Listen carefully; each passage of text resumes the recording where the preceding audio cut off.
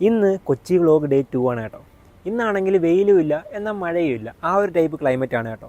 ഞാൻ നേരെ ക്ലാസ്സിന് പോവാണ്. രാവിലെ തന്നെ ബസ്സിൽ കയറിയപ്പോഴേ എനിക്ക് മാത്യൂസിൻ്റെ ആ ഒരു ഡയലോഗാണ് കേട്ടോ ഓർമ്മ വന്നത്. സസ്പെൻഷൻ പോരാ. അങ്ങനെ ലാസ്റ്റ് ഒരുവിധം കല്ലൂരിലെത്തി. ഈ ഒരു ഇൻസ്റ്റിറ്റ്യൂട്ടിലാണ് കേട്ടോ ഞാൻ പഠിക്കുന്നത്. അങ്ങനെ ക്ലാസ് കഴിഞ്ഞു, 2 മണിക്കൂറുള്ളായിരുന്നു ക്ലാസ്. അങ്ങനെ നേരെ ഹോസ്റ്റലിലോട്ട് പോവാണ്. ഹോസ്റ്റലിലോട്ട് ചെന്നപ്പോഴേ ഇവന്മാർ ലുലു മോളിൽ പോയാലോ എന്ന് ട്രിപ്പ് പ്ലാൻ ചെയ്യുന്നു. എന്നാൽ പിന്നെ വിചാരിച്ച് പോവാന്ന്. അപ്പോൾ ഇതേ വരുന്നു നമ്മുടെ വില്ലൻ മഴ. അങ്ങനെയൊന്നും നമ്മുടെ ട്രിപ്പ് നമ്മൾ ക്യാൻസൽ ആക്കൂല.